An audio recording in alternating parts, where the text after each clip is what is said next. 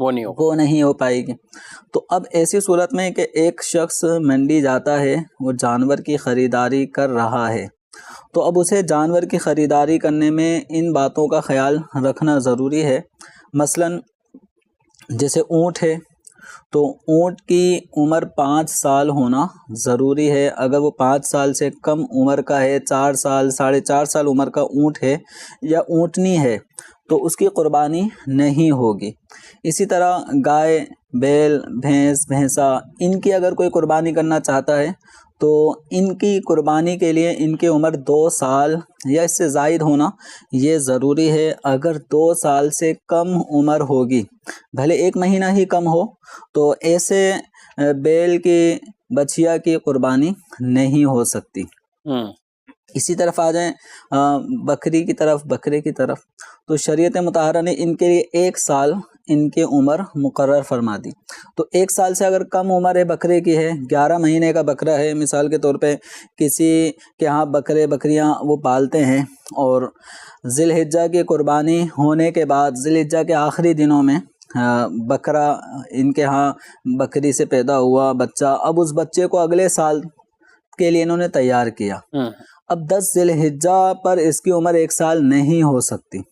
کیونکہ 10 ذی الحجہ، 11، 12 ذی الحجہ ایام قربانی کے بعد پیدا ہوا ہے، تو ایام قربانی کے بعد پیدا ہونے والا یہ بکری کا بچہ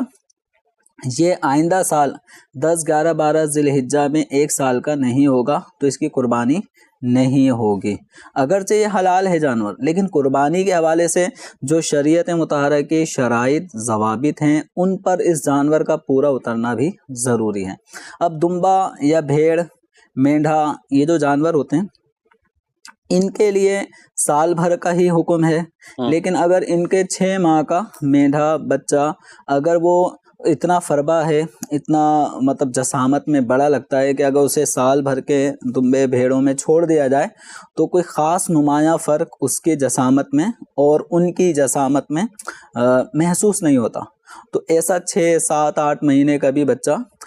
وہ اگرچہ سال بھر کو پورا نہ بھی ہوا ہو عمر اس کی، تو بھی اس کی قربانی ہو سکتی۔ دمبا بھیڑ وغیرہ میں، دمبا بھیڑ، یہ بکرے میں 1 سال ہونا پورا ضروری ہے۔ دمبا بھیڑ مینڈھے، اس کے اندر 6 ماہ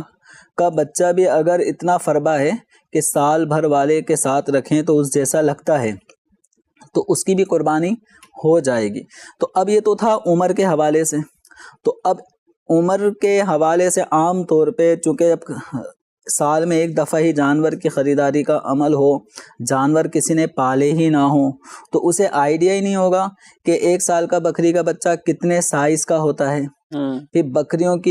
بکروں کی اقسام، ان کی نسلیں الگ الگ، تو کسی عمر کے بکری ان کی ہائٹ اچھی ہوتی ہے